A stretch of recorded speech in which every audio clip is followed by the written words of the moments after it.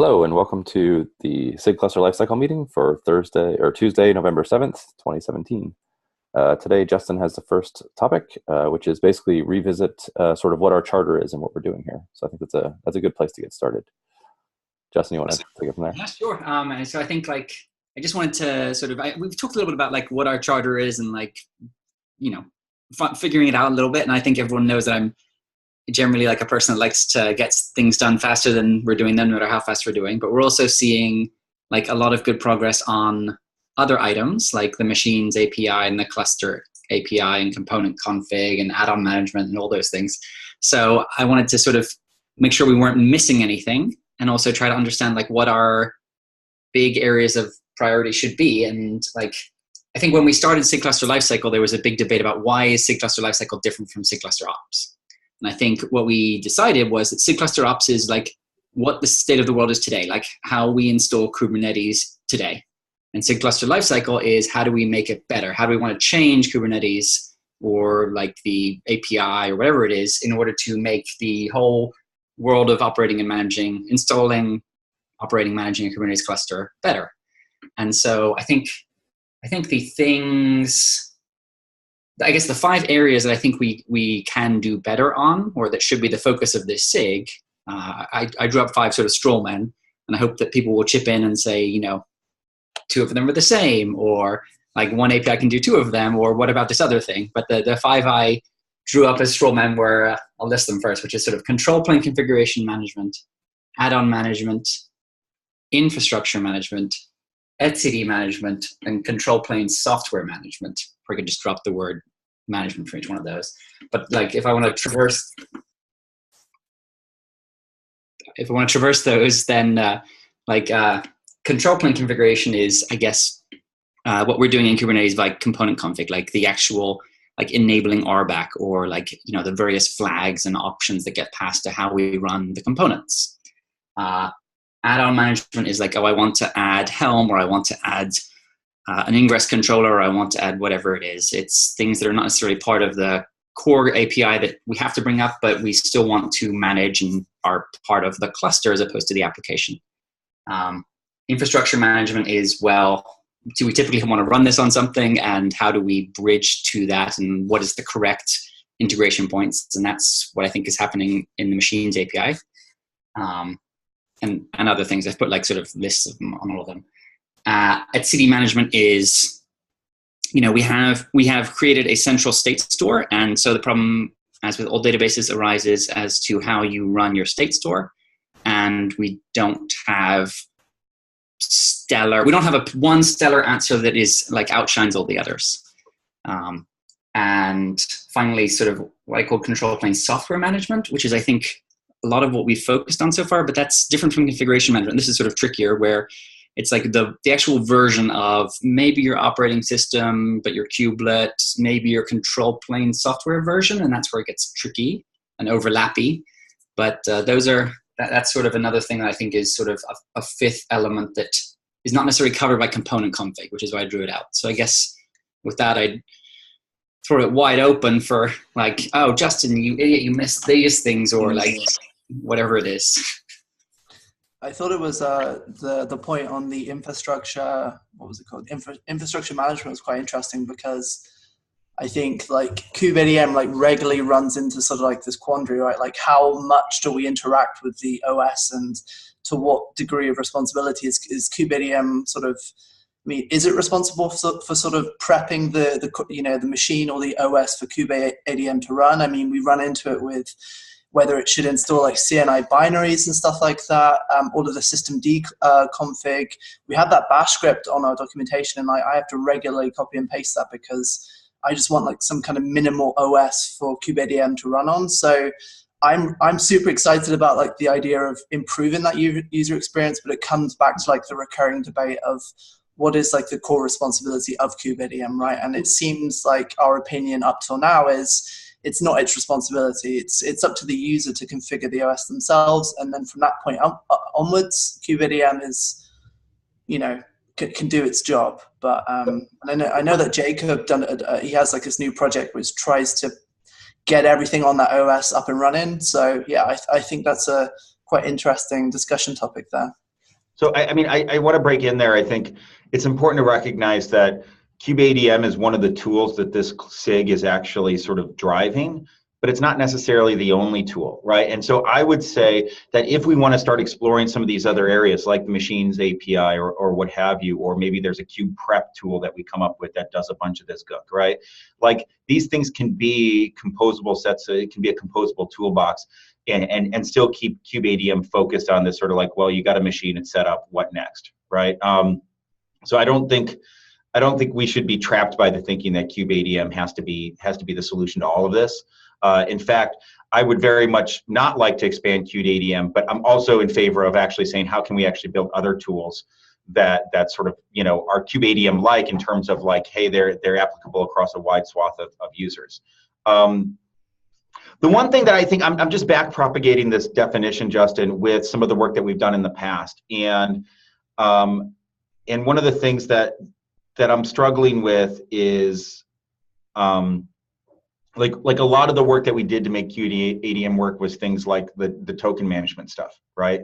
And the token management stuff was identifying a feature that was necessary to sort of make this entire user scenario come together, yet it doesn't fit any of these boxes here, right? And so I think some of this is area of responsibility, and then some of it is just really being viewed on sort of looking at the problem holistically in terms of where are we missing capability and driving that regardless of where it needs to go. So that's the one thing that comes to my mind as I see this. Yeah, I'm definitely in favor of like adding other sections, right? I would say that I guess Robert, you can probably pipe in on more about this, but I think what I like about the Machines API is it gives us like a goal. Like we want to have a declarative way to declare the machine, and then, you know, the bootstrapping tokens that have to happen to do that, or like Kubeadm versus who installs it is sort of an implementation detail. And the nice thing is we can try different things. And as long as we have, so I really like the idea of having the API as the driving thing rather than necessarily rabbit holing on one implementation when we could try 5 and see what works in the sort of, you know, open source way. So the other section I want to call out is etcd management. I think the etcd is a real gray area in the system right now. I think that because we do upgrades, I think we kind of get in some ways stuck with maybe etcd being our responsibility, but I think that it better falls in the SIG API machinery camp. They're the ones that maintain the etcd client libraries. They're the ones that maintain the etcd container. You know, they should be helping drive the etcd lifecycle in the same way that they are responsible for forward and backward compatibility of the API server. So, I mean, I think that it's kind of a gray area, right? Because we want to be able to do an upgrade. And if they don't give us the tools to upgrade etcd, then we kind of end up building them ourselves, which is what we've done. I don't think they think it's their responsibility. I think maybe our job here is to persuade them that it is, in fact, if they want etcd to be the sole provider, they have to provide this tool. Right? So I want to pipe in here because I've kind of been managing at least the pieces of the puzzle for so long for etcd. I don't think anyone in API machinery owns this. Like I never have. The Wojtek and I have been the two primary drivers behind getting etcd in place, and the CoreOS folks have been helpful, but they haven't been driving some of the major changes that have gone into the system. They've updated interfaces and whatnot over time, but because of some of the issues that have occurred with contributing changes, they willfully don't make modifications because of the amount of time it consumes. So it's left to people who have been around the project to know the code enough, which is only a small handful of people. That's pretty much Jordan, myself, and Wojtek that have made those changes over time. Yeah, I wasn't talking about the CoreOS folks. I was talking about the API machinery SIG. So like Daniel, Matt Liggett, you know, the folks from Google. I don't think they feel like they own it right now, but I think that is the right home for it. I think as we're sort of shaking out via the steering committee, sort of the roles and responsibilities and redoing SIG charters, I would like to see if we can't convince them to take and feel ownership of etcd. I've been pushing for that internally, and it's been only moderately successful. It's kind of a hot potato. I would gladly like to see someone take. I know that Jay Pivots has been tasked with owning it, but it's a tough nut, right? Yeah, definitely a gray area. So with Kubeadm, we're going to do something, well, just kind of hacky with static pods for the upgrades, as we talked about last week. But still, I mean, one of the biggest concerns of mine here is like scalability tests. So from what we discussed last week was that basically SIG scalability drove the etcd support in etcd3 support along with SIG API machinery a bit, but then the actual like implementation of the upgrades and such, other than the built-in clients and validated server version, was left on SIG cluster lifecycle and SIG cluster ops, right? So it's, well, nobody owns it really.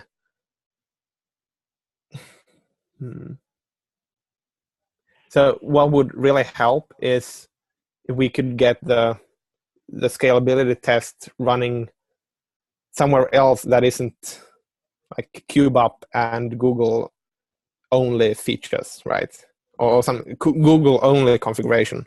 Because right now, we discussed last week, should we go with the 3.2 etcd server, for example? Myself and Tim had a chat about that. But at the same time, we can't really do that kind of thing if the tests running on Google are on 3.1. Then we have absolutely no coverage and are basically blind. So that's the absolute first step or prerequisite for, well, doing anything. Another thing too is part of the scalability test suite. Eventually, we've talked about this for a number of times. Red Hat has their own jig for, because I know because I did it. I managed the team, but it has their own jig for HA configurations and being able to test it. And we don't have the equivalent thing in the community. And as we're adding HA configuration for etcd, it would be ideal to have that as a deployment, or maybe even the default deployment, so we get signal as part of the scalability test suite. Because one of the issues that we ran into with in the field is there's a client problem that exists that the CoreOS folks are working a fix on for 3.2.10. So I feel like we're drifting a little bit here. What I'm hearing about this is that, as we start these sort of, formalizing, looking at the charter type of stuff, it's not a slam dunk that this group owns the etcd lifecycle management. I think that's a separate thing. I think it's worth calling out that right now this is a bit of a hot potato, and it's not something that we necessarily feel is, folks are signing up to do. Yeah, I mean, like, and as we think about like things like as we build out tools like Kubeadm, right? One of the things that we could do with these tools as part of our pre-flight checks is like, yeah, we'll install etcd, we'll put a warning there, hey, if you're having us manage etcd, let's probably, some sort of disclaimer around that. When we do upgrades, if we have to ensure a certain version of etcd, maybe we warn if you're on an old version, and then or if you're trying to upgrade and it's not supported, that type of thing. I mean, like we should think about at least creating a clean line there, so that we can view these things separately. Just a quick reply to what you said there. What we're doing now is, well, on Kubeadm init, if you don't specify external etcd, we will install the right etcd version for the right Kubernetes version. Then, if you do upgrades, we're planning to have a flag like Kubeadm upgrade -- upgrade etcd as well, or something to actually bump etcd at the same time we bump the control plane version. Because, well, 1.8 supports 3.0. 1.9 supports 3.1 probably, and then you're on your own if you're opting out of that upgrade, right? Because nobody has run tests against 3.0 on Kubernetes 1.9. So that's kind of the thing. But if external etcd, obviously you have to upgrade it yourself. And I think, you know, to some degree, that's okay as we're doing upgrades within a major version of etcd. The next time we face the issue of doing upgrades to a new major version, like last time, that was a really painful thing. And yeah. No, I'm not gonna say different beast, right? yeah, that's totally a different thing. I'm not considering that in this initial implementation, right? But yeah, do you see it coming soon, or? I hope not. Yeah. But I mean, there's also things like, okay, driving backups of etcd. How do you actually go through and make sure that, you know, there's, you know, managing a database is a different beast, right? Yeah. I That's why I don't. Yeah, go on. I would love to give the SIG API machinery or SIG scaling. I don't necessarily think that they want to, or that it's really like, I want to say their skill set, but you know what I mean? It's like, it's a different skill set than writing API machinery code. Right? And let's be clear, like API machinery, they're doing God's work, but they're also not very much end user focused, by evidence of the fact that like the mess around client Go and we don't have an SDK and blah, blah, blah, right? So I think it's probably wishful thinking to think that they're going to actually put together something that's consumable by end users. It's just not in the mindset of that group. Yeah, and I guess what I want to say is like, why don't we not? I think we can all agree we'd rather have someone else do the perfect etcd management thing for us. Let's not the rabbit hole on. Yeah, let's assign it to that guy. I think what we can do is like, we can, like, what I was thinking would be cool is like, we can try to like look at what's out there, do demos. Like, I did a little collection of the etcd things. There's a bunch of solutions out there, not just the etcd operator. There's like one from Zalando, one from Monsanto, like, you know, Cops has one, Kubeadm has one. It sounds like Red Hat has one, which actually does HA, which I'd love to see. But if we can try to figure out, you know, what's out there, can we use one of them? Can we get rid of it? That's great, but we don't necessarily. I think we need a solution for etcd management, which may be telling someone else to do it, but we still need a solution. Yeah, I mean, maybe it's along the same lines as component config, where if we set up the framework of here's how you upgrade etcd, here is how you specify configuration, then maybe a different SIG like the API machinery SIG like actually drives like when we do the upgrades and qualifying etcd versions, but we write the machinery to actually do the upgrades and give them the way to configure it. Maybe that's something a split like that makes sense. And I think one of the things that we can do as a SIG, it doesn't all have to be code. It can be documentation and guides and best practices and just cutting through a lot of the noise. That's the first step before you actually write code, is you at least get clarity on what it is that needs to be done. And, you know, that's, even if we say, hey, there's no officially supported, you know, etcd management framework, but here's a bunch of stuff that you can try. Or if you want to do manual stuff, here's a pointer to the core OS docs on etcd. That's not, you know, that would at least be helpful to people, right? Yeah. All right. Well, I don't want to rat hole on this too long. I think maybe the next step, Justin, if you could create a separate doc where we put these bullet points and people can kind of flush them out. I think it's going to be required for us to do anyway from the steering committee as part of redoing our charter. But this, I think, would be a great way to sort of kickstart that process. Should I call it charter draft or something then, in that regard? Joe, Tim, do we have like do you know what the timeline is for redoing charters? So most of the rat holing going on in the steering committee right now is around incubation projects. So that's kind of the first order of business that people are talking about. So there hasn't been a lot of talk in terms of what the SIG process is going to look like. I think that the SIG charter will probably include both some level of clarity around sort of what's in and what's out of the SIG. So that would be sort of SIG responsibilities and areas. I also think, you know, and we're probably going to get more specific, I'm guessing, around sort of like what repos, what directories, that type of stuff, right? Because I think that's a big part of this. I think a big part of the SIG charter also is going to be sort of governance model for the SIG, and there'll probably be some sort of standard copy and paste stuff around that. And so this is part of the charter, but not the whole thing. But it's at least a good place to start. Sort of. Okay. So it sounds like it's a draft of the sort of areas of responsibility section. Right. And my guess is that the charter is actually going to include more sort of governance-y type of things beyond that. So this isn't the whole story, but it's an important part of it for sure. Okay. So Justin, you can create. Thank you.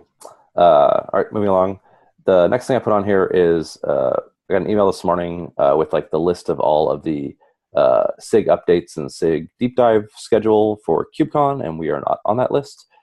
Even though after the last time the list went out, I emailed folks asking to be put on the list. Paris said that there is space for us to do a deep dive or an update or both. So I wanted to poll people and see what they would prefer. I think we need to do at least one of them to have our presence at KubeCon felt. I don't know if people want to sign up for doing both. I think that at least one of them is sort of like it's like an 80-minute long presentation / Q&A type thing. So it's going to be a little bit of work to put this together, but I think it's important for us to do at least one. So for Kubeadm, we have things covered, kind of, because I'm speaking on Thursday, I think, about like Kubeadm, what is it, like how does it work under the hood, things like that. It's pretty advanced, like it's on the advanced level. We might want to have something like more general that's Kubeadm focused, probably, as complementary, or like how to contribute to Kubeadm or SIG cluster lifecycle in general, or COPS or whatever. You have a talk about the cluster API, right? As well. Yeah, Chris and I are giving a talk about that. Cool. Yeah, I mean, which day is this? Yeah, when are these? Yeah. Paris didn't tell me when the available slots were, but she said there was some space available. I think going back to Justin's point, like we have been spending a lot of time focusing on Kubeadm. We're starting to spend some time focusing on the cluster API. But if we step back, maybe this would be a sort of a good forum to give an update on here is what we think our SIG is doing. Like here's what we're working on. And maybe if it hasn't already happened, go see Lucas's talk about this. If you want more information, go see Robert's talk about that. If you want more information there. But to give sort of a high level view that's not too in the weeds, I think might be useful for people.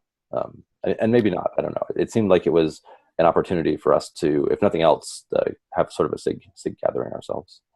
One thing I wanted to do too as well is, like, at least we're on the topic, is try to promote engagement, because we haven't been necessarily that good at that, and help to promote fostering of how people can get started, right? If we have this opportunity in venue, we should spend some time, trying to break down, here's how you can get involved type of aspect to that conversation, because we have a lot of people that show up to our SIG meetings and only a certain number of people who are executing against those work items.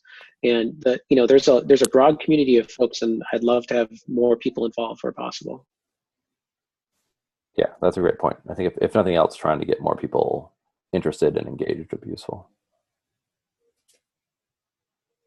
So do people have preferences? Exactly.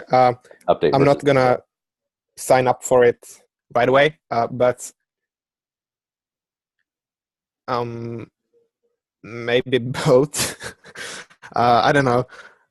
Anyway, I'm not going to sign up like this minute, but I'm positive to driving something along these lines. Then we'll see what available slots there are and things like that. Anyone else that might want to do this, like driving? Yeah, I mean, I can help drive it. That's not a problem.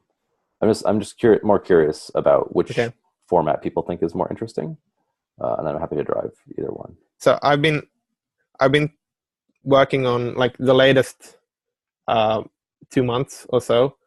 I've been trying to engage more people and have been mentoring a couple of different folks in various areas, and there's also a mentoring program coming up, like officially soonish, but now it has been like from time to time. I think I would definitely like to drive something contributor focused, and like, for example, I wrote up the doc how to contribute to SIG cluster lifecycle. That is a thing that should be more visible. I don't know what the right place to put it. That's kind of information. Right now, I think it lives in the Kubeadm repo or things like that. So that's definitely a thing I'm interested in. Also, I kind of covered it in the blog post, the latest 2 blog posts I've been giving for SIG cluster lifecycle. But the scope, like charter, things like that could always be reiterated further to get more visibility into the process. Okay, so Paris is telling me that an update is effectively a high-level summary of everything that's been going on. So I think that was sort of what I was proposing doing, where we step back and we say, sort of, here's what our charter is, here's what we're working on, and then sort of pivot into what Tim suggested about here's how people can get engaged and where they can start contributing. And she says that a deep dive is more like a working session. Yeah, I think that the first alternative is the best one. Yeah, I think so too. Because the other two will be kind of deep diving anyway. Yeah, exactly. And we might want to have sort of a evening drinks or something to get together and chat as long as people are there too. Okay, I will sign up for a SIG update session then, which I think is half an hour long or so, and maybe I'll coordinate with you, Lucas, about what we can put together for that. Cool. And if anybody else wants to sign up to stand up in front of an audience and talk as well, we'd love to have more people. I'll do a quick bit on COPS as well if that helps. Cool. If other tools wanna. Cool. Then we're 3. Great. Yeah, just so I have to leave soon-ish. A heads up on the Getting Started Guide PR. I closed one as I think this is what we don't want to do is to expand our vast mass of different guides.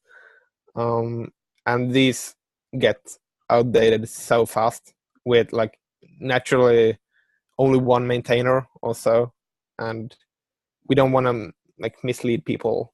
And so this is just please take a look if you want to maybe add something. I mean, I don't want to throw away good work, but well, it's no use merging and then deleting things.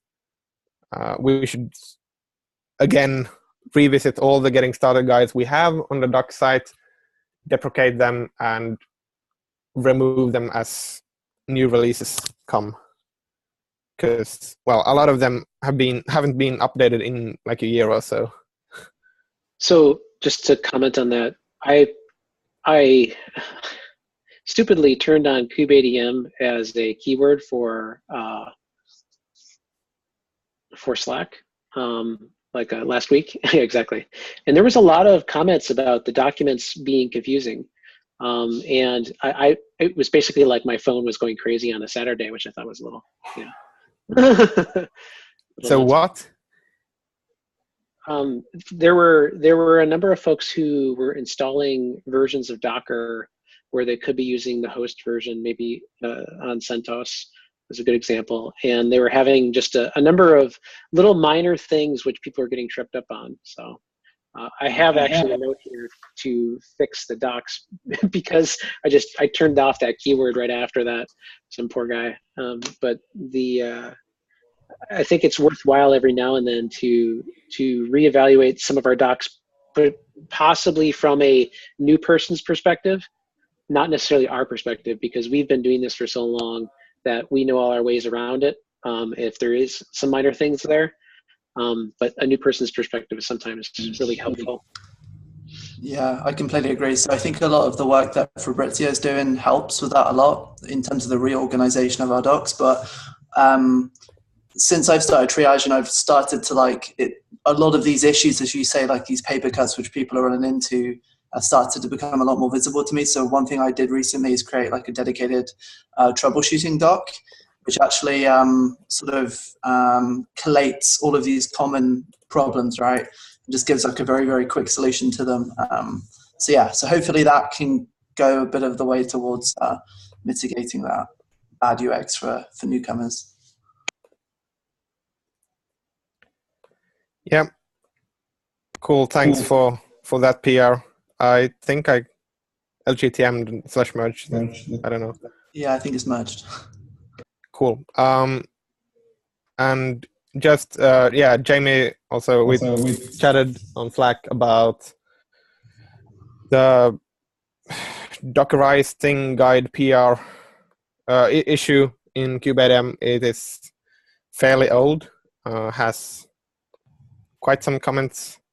but is still like, again, it's not in scope for Kubeadm. Like, I think it's more a documentation thing, but again, then we could just say use my Rantis Docker in Docker thing if you like. Yeah, so I think the context of the issue is that people want to provision a cluster with Docker containers, either sort of running Kubeadm in a Docker container, and then the worker nodes being provisioned are Docker containers themselves. I think there's a few different solutions of how to do that, but I think the most fully functional one is the one by like Mirantis, right? So it's just like whether we feel comfortable documenting that as a proposed solution, if for that use case, right?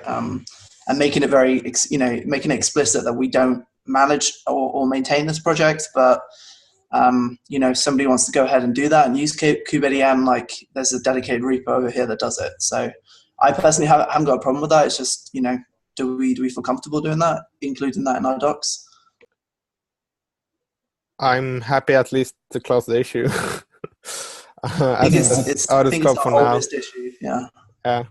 So here's something that I think, just trying to connect the dots between this discussion and the charter discussion. One of the things we should probably put in the charter is owning the documentation experience around installing Kubernetes, right? And if we claim that explicitly and we get sort of the right people involved, I think we should look at sort of like the entire sort of like somebody goes to kubernetes.io, they want to say, I want to install Kubernetes. What is the guidance we give them? How do we point them at the set of tools? How do we help them make those decisions? Right? And how do we make sure that stuff is up to date and clear? And then, essentially step up and clean that mess up and not be afraid to piss some people off if we sort of remove some stuff that's old and then say like, okay, we'll add it back, and then come up with some rules of thumb in terms of what's in and what's out. We got to start doing some of that work if we're going to actually sort of make that experience better. Yeah. So I'm sorry, it's a little bit of a non sequitur there, but I think that is kind of connecting the dots between those two conversations. Yeah. My normal schedule is like going through and editing all docs at once that I can see, and like removing things or deprecating things that I see is old, but only once a quarter. So that's like my pace. Well, I think which we should be a little bit more ambitious. Too little. I mean, we should be more organized, right? Well, and I think we should be more ambitious in terms of curating and creating a story there that talks about like, look, here's the first tier set of tools that are actively maintained, and and who's sponsoring them, and like why maybe some sort of pros and cons that people can, and then maybe have an archive of like, here's a bunch of other stuff that's going on, and really help people guide towards finding the tool that's appropriate for them. Yeah, absolutely. We just need the someone to step up and do it, right? Yeah, so, and I think some of it is just like I feel like I've been a little bit reticent to actually sort of make that part, like to do that, because it doesn't feel like it's part of the charter, and it's like, you want to be fair to everybody. And so I think there's a certain amount of frozen with indecision around that stuff. And I think like if we just say, hey, we're gonna, this is something that falls within the SIG, let's make it happen. And then if people complain, they can come talk to the SIG and we'll deal with it. Then I think we just got to start claiming that that's something that we're going to do. That's all I'm saying. Yeah. And then finding somebody to do it is something different, right? Yeah, I agree. I think that was definitely not something that we put in our initial charter, but that as we go back and reassess like what we think we're doing as a group, and if you look at Justin's list, I think that does sort of naturally fall within the things that we should be owning. And I think once that's explicit, then there will be a lot less pushback asking why we're doing it. So what are the next steps to make that happen? Do we need to change the charter first, or can we go ahead and like create an issue, assign it to like the 110 milestone, and then think about an assignee? So I don't think we need a formal like change of the charter. We just go ahead and do it. Well, I've been doing things like that in the name of SIG cluster lifecycle, right? Because we've talked about it. We've said that this is something we should do in earlier meetings, but we haven't actually written it down in the charter. If this is happening now ish at the same time as the steering committee starts to bootstrap and do things. And then we'll rewrite our charter as a process of that. And we'll add that officially as well. But I wouldn't say it's a blocker. Like, we can't do this because it's not written down here. Okay. So maybe it would just be useful to have an issue to encapsulate the initial sort of run through of the docs and the initial cleanup, perhaps. Or also, yeah, exactly. And also relevant is that the doc site is going to be, there are proposals out for restructuring the whole doc site to be like use case and like scenario driven, right? So we might also want to actually go ahead and attend SIG docs meetings and say, like, how far is there an MVP for this yet? How can we make Kubernetes installation look great on this new MVP site that you're building? And how does it fit in your different models that you're creating? Yeah, that's definitely one thing we want to do. Okay, so I can go ahead and create that issue then, and then Lucas, if you want to provide any more context which I've left out, that would be great. But yeah, I agree about syncing with SIG docs too, and finding like the current state of things. I think that would be quite cool. Cool. And I have to run in 5 minutes. Let's take the IPv support still while I'm here.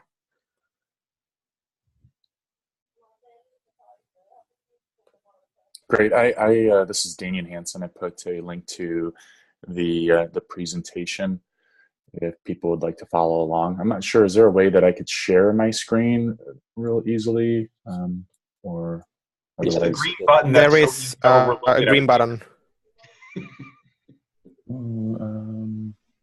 Green button right in the middle on the bottom.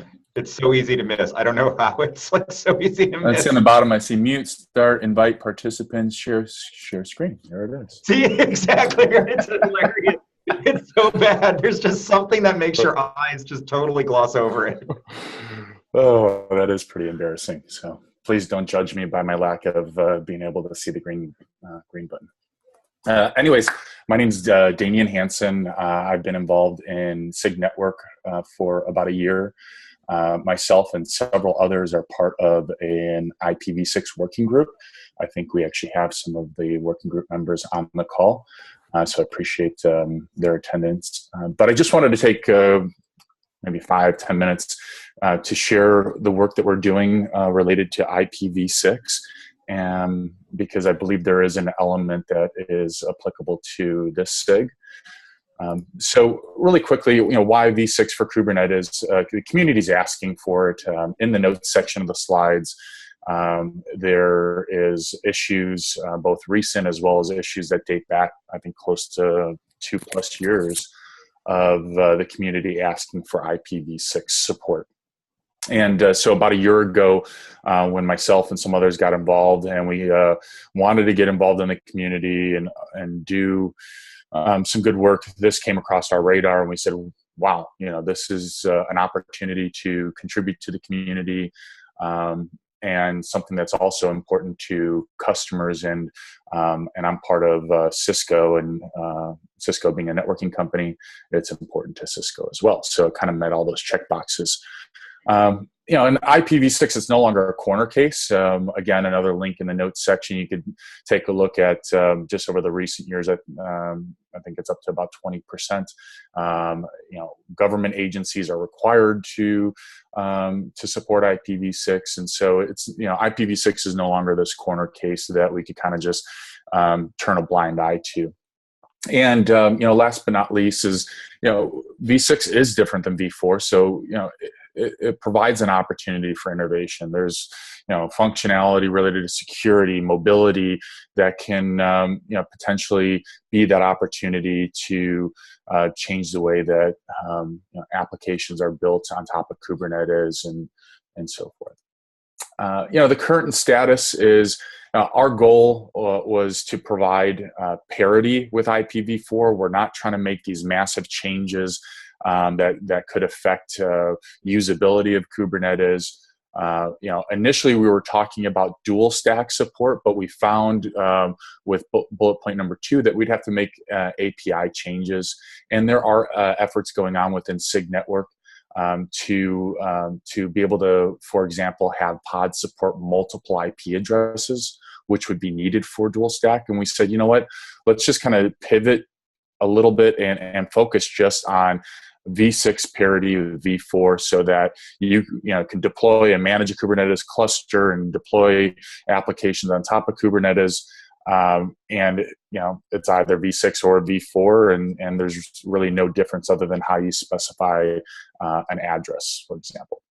Bullet 3, you see there's over 30 pull requests that have merged. I think there's another dozen outstanding in the main Kubernetes repo alone.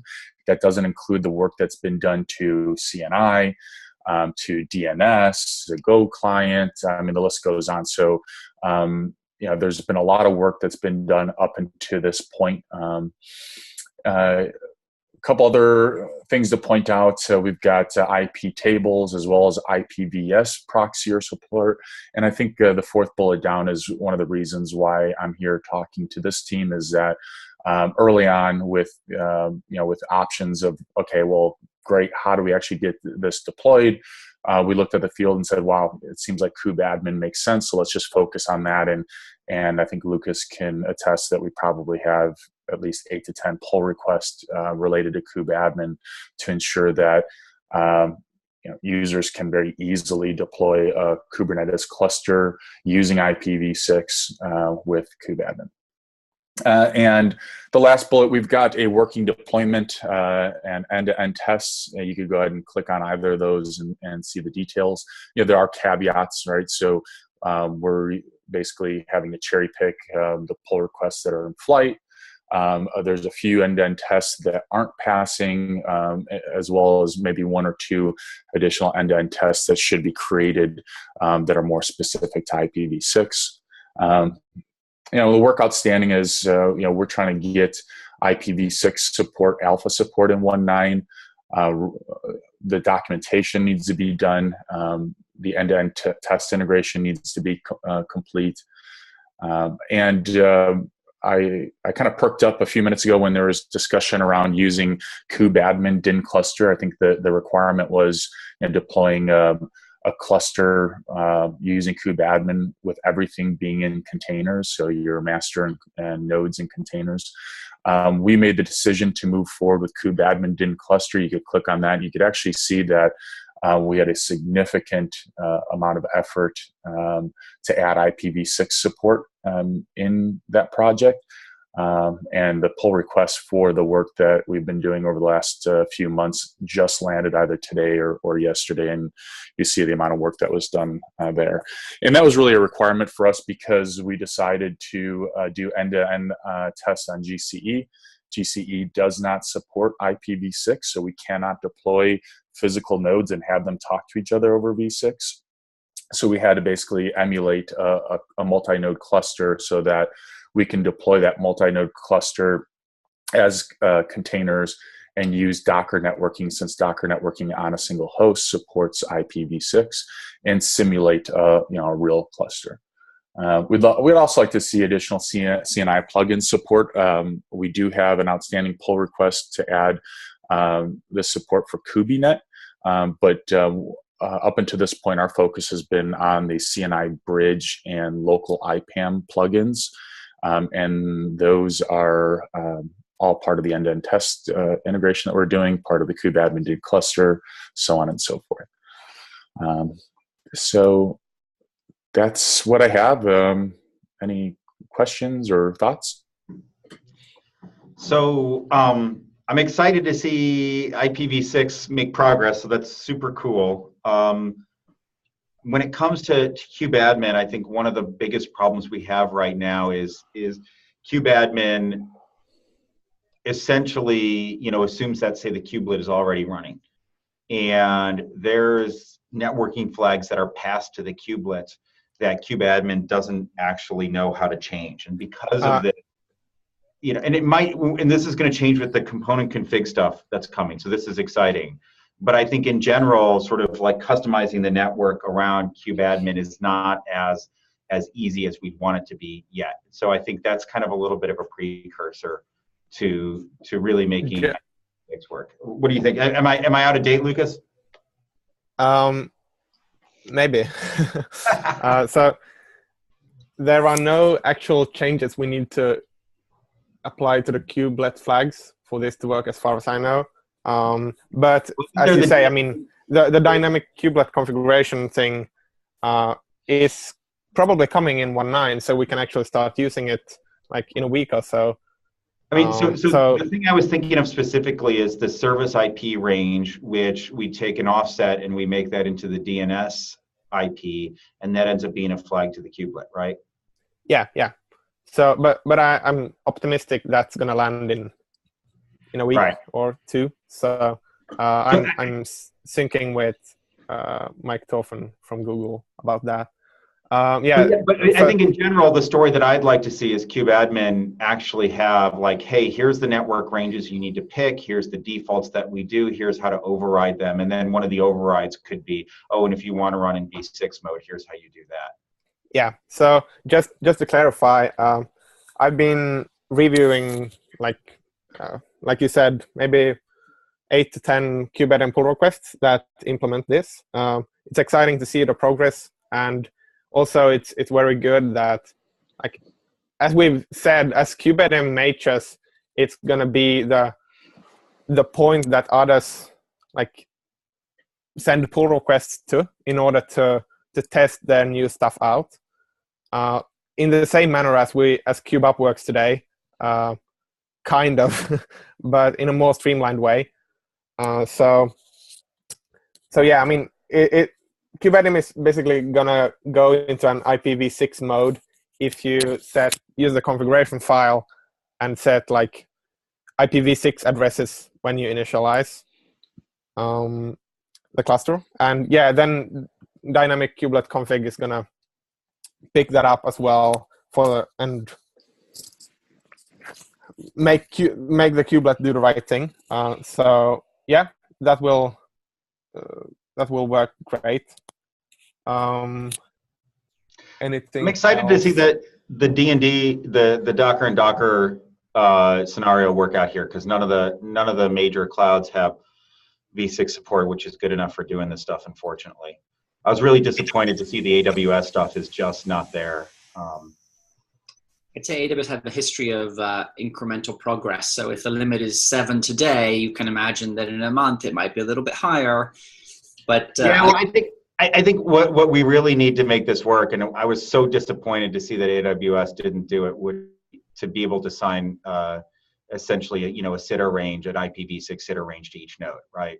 So that you can give it a /96 or something like that to a node, but that's just not.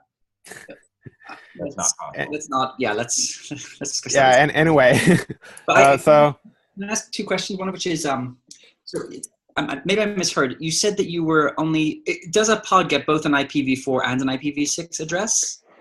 No, it would get one or the other. And so when we first started on this path, we were interested in dual stack support, and we found that there's a design that's under review for being able to specify multi networks for pods.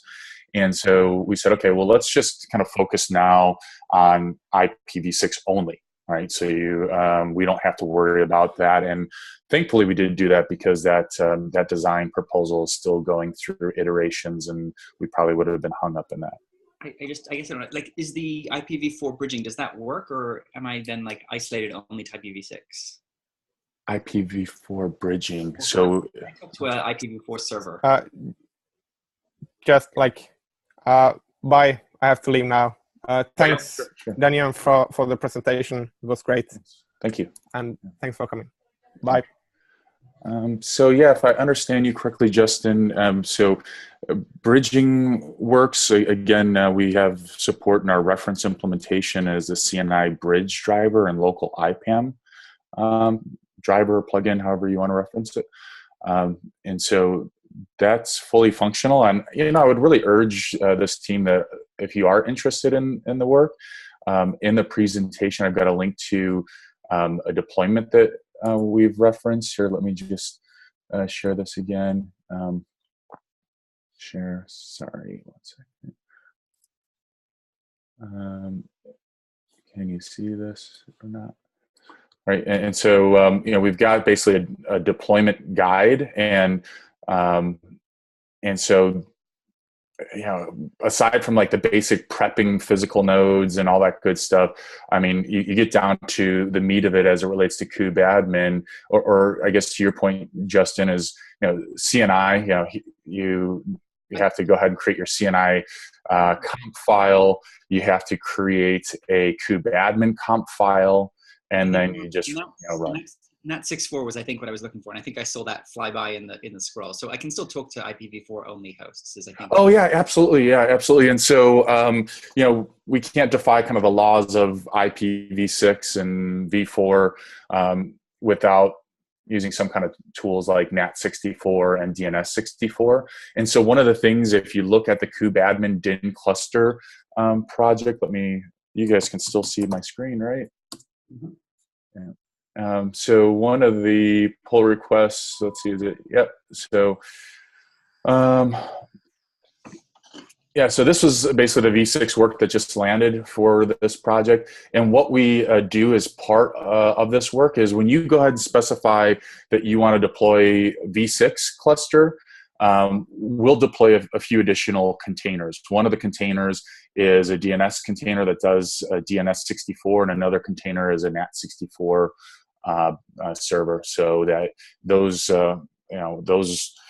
container nodes and the container master, whenever they need to get out and curl or pull down an image or what have you, it's basically using DNS64, NAT64 to traverse that v4 network. And those things run with host networking then, so that they can essentially escape the problem there? So using host networking, I'm trying to think. I think I believe what they're doing is using host networking, but let me do a follow-up and Paul. I'm just curious. I just, otherwise I don't see how it would work, but yeah, just curious. Can I ask also, are you assigning pod siders to the nodes? Do I mean pod siders? But the siders to the nodes, is that done? Yeah, so for each node, where is it at? Take a look here at the CNI bridge comp, right? So for each node here, you would have to have your CNI configuration file specifying, what plugin do you want to use, and we're using, again, the IPAM and the bridge, the type bridge plugin. And then you go ahead and specify, here's the subnet and the gateway that you want to use for that subnet. And again, you repeat this on node number 2. Now, within the Kubeadm DIN cluster project, we're able to automate that through, through the tool itself. I mean, I think so. Like, I know that there are networking providers out there that if you assign a sider to your nodes, which the Kube Control Manager can do anyway, it will then set up that for you with like GRE tunnels or VXLAN tunnels. Mm-hmm. And I'm wondering if we did that, whether with your support, everything would then just work. It should. And one of the pull requests, if you look at the link in the over 30 pull requests, let me see if I could actually even find it pretty quickly. But Rob Pothier is a gentleman that added cluster cider support, so that you can specify, /40 v6 address for your cluster cider, and then your, the way that works, that everyone I'm sure knows, the pod ciders are divvied up amongst the nodes from that cluster cider. There may be some corner cases or caveats because, again, our focus has been on this specific reference implementation of the CNI bridge and local IPAM plugins. We do have an outstanding pull request to add Kubenet support, but if you're familiar with Kubenet, it essentially just wraps those two CNI plugins. So we're not expecting too much of a difference to add Kubernetes support. But for the other drivers, I think Cilium is a driver that has been working as part of this working group, and I believe they've successfully tested Cilium with Kubernetes IPv6. But there may be, again, some corner cases with some of the other plugins as well. Yeah, if you have NAT64, I bet you could actually get it working on GCE. I might make one of my one. Well, yeah, I mean, we have it working on GCE. No, but I mean, like multi-net real, multi-node. Oh, yeah, where you just do NAT64 in each box. That's only for egress, but IPv6 tunneled over, say, VXLAN. Oh, yeah. So I'm just watching the clock. We're running it down. What can we do to help here? I think we're pretty constrained here, but yeah. like, is there something that you're looking for from this group? I guess no. Just I wanted to bring the awareness to everyone, and I guess if we come down to a point where we're trying to get in 1.9, if if there's any blockers or anything like that, and we reach out to the SIG, just any support or guidance just would be greatly appreciated. How do you have automation for some of the tests on some of this? One of the last pieces is integrating the tests into Kubernetes CI. That's kind of where we're at right now. But the DIN project itself is running CI. We've actually have included some unit tests or some integration tests, but we do need to basically integrate into Kubernetes CI.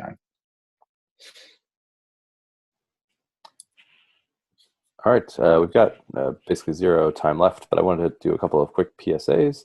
One, Jace put a link in here to please fill out a very, very short survey. It's one question, click one radio button, about whether you would prefer to do 110 planning next week or in 3 weeks from now.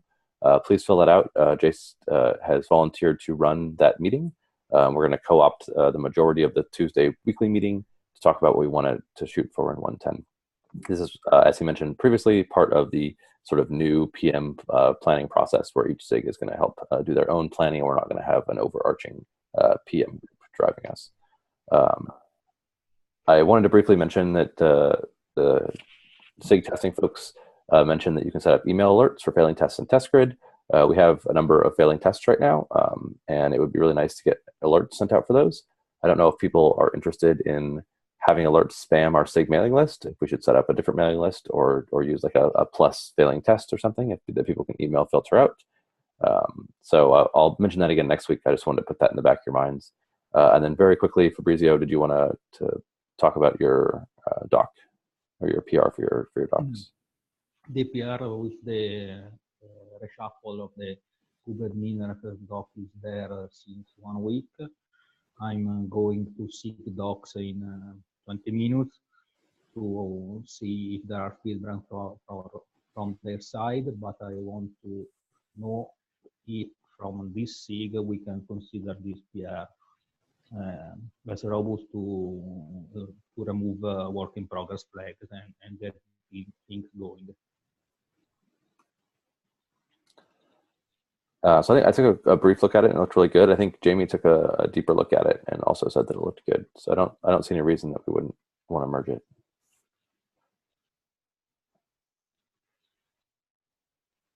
Okay. Anybody else comments? All right, let's try to move forward and get it in.